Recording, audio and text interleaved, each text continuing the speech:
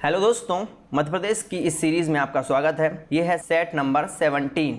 जैसा कि आपको पता है, हम 10 क्वेश्चन लेते हैं और उसके आंसर के साथ साथ हम उससे संबंधित बहुत सारे तथ्यों पर भी विचार करते हैं।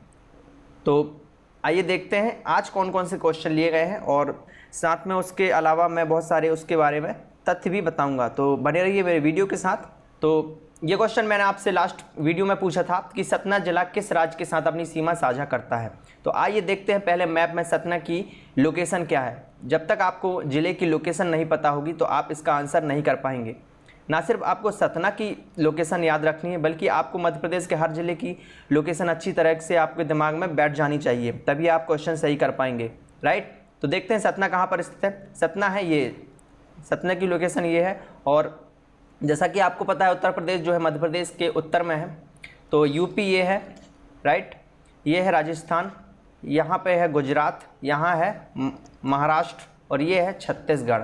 तो जब भी पढ़ें आप सारी लोकेशन याद रखें, कौन कौन सा जिला किस राज्य से की सीमा को छू रहा है, ये सारी चीज़ें आपको याद रखना है। इसके अलावा आपको ये भी याद रखना है कि कौन कौन से संभाग में कितने ज़िले आते हैं, तभी आप बहुत सारी आंसर कर पाएंगे, क्योंकि इससे काफ़ी सारे आंसर बनाए जा सकते हैं, बहुत सारे क्वेश्चन किए जा सकते हैं।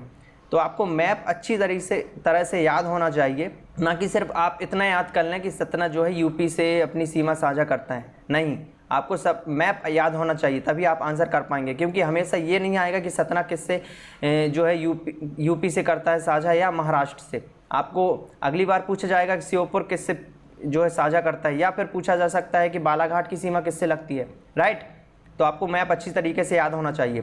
तो देख सकते हैं आप, सतना जो है यूपी से अपनी सीमा साझा कर रहा है। तो इसका आंसर क्या बन जाएगा? उत्तर प्रदेश। बांधवगढ़ बाघ अभ्यारण्य के पूर्वी इस खंड में क्या स्थित है? तो पूर्वी खंड में क्या है? विंध्य के पर्वत स्थित हैं।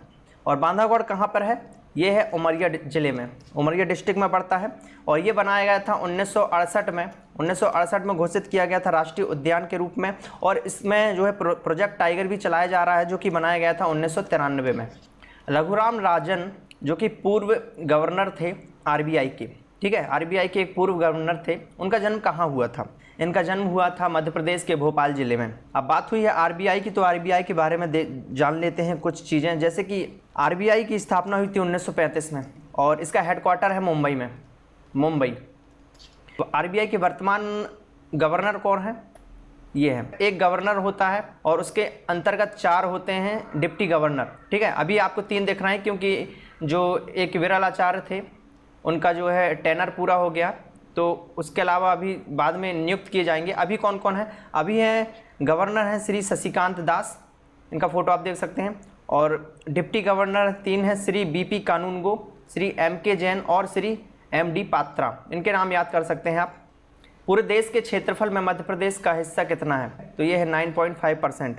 और जनसंख्या की दृष्टि से मध्य प्रदेश का 5वां स्थान है। सबसे ज़्यादा जनसंख्या है यूपी की, उसके बाद आता है नंबर महाराष्ट्र का, फिर बिहार और फिर वेस्ट बंगाल, फिर उसके बाद आता है मध्य प्रदेश। राइट, और एरिया की बात करूं तो सबसे ज़्यादा क्षेत्रफल है राजस्थान का दूसरे नंबर में आता है मध्य प्रदेश। इनमें से कौन से वो व्यक्ति हैं जो क्रिकेट से जुड़े हैं? तो वो है नरेंद्र मेनन, ये एक क्रिकेटर है। गौरी सोमनाथ मंदिर कहाँ पर स्थित है? गौरी सोमनाथ मंदिर है ओमकारेश्वर में। ओमकारेश्वर कहाँ पे है? ये है खंडवा डिस्ट्रिक्ट में, खंडवा। और खंडवा में एक टापू भी है, हनुवंतिया टापू। और इसके अलावा भगवान शिव के जो 12 ज्योतिर्लिंग हैं, कितने ज्योतिर्लिंग हैं पूरे इंडिया में? 12। उनमें से 2 मध्य प्रदेश में हैं। 2 कौन कौन से हैं? ये एक है उज्जैन में महाकालेश्वर मंदिर, और दूसरा है खंडवा में ओंकारेश्वर मंदिर। तो ये भी आपको याद रखना है। मध्य प्रदेश में 2 ज्योतिर्लिंग हैं जो कि खंडवा और उज्जैन में है। सीहोर से भोपाल जिला कब पृथक हुआ? तो भोपाल का गठन हुआ था 1972 में। माधव राष्ट्रीय उद्यान में इनमें से कौन सा जानवर सबसे ज़्यादा पाया जाता है?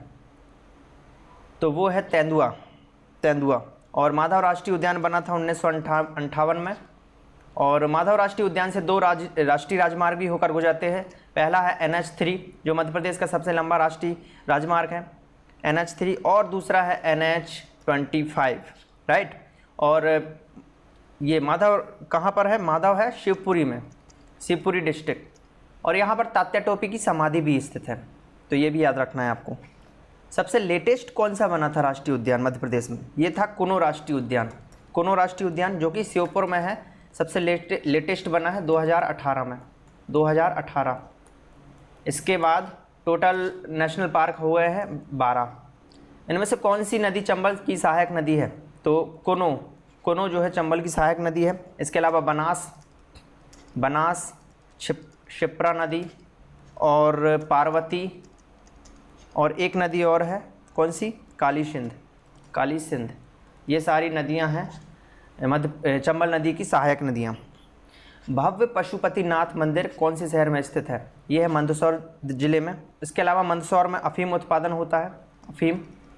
अफीम को इंग्लिश में क्या बोलते हैं? ओपीएम। ओपीएम भी सबसे ज़्यादा कहाँ पे होता है? मंदसौर में। जल महोत्सव कहाँ मनाया जाता है? तो जल महोत्सव मनाया जाता है खंडवा में। खंडवा में एक है हनुवंतिया टापू, वहाँ पर महोत्सव मनाया जा रहा है। ये कब से चालू हुआ है? ये हुआ है 2016 से। ये क्विज आपके लिए मध्य प्रदेश में कितने ज्योतिर्लिंग मौजूद हैं मैंने अभी बताया है। आप इसका आंसर इजीली कर पाएंगे यदि आपने वीडियो देखा है तो इसका आंसर लिखिए कमेंट बॉक्स में। यदि आपको ये वीडियो पसंद आया तो प्लीज़ लाइक करें और अपने दोस्तों के साथ भी शेयर करें। और अभी तक चैनल सब्सक्राइब नहीं किया है तो कर लीजिए और बेल आइकन को भी दबा लें ताकि नोटिफिकेशन प्राप्त होते रहें। Thank you for watching.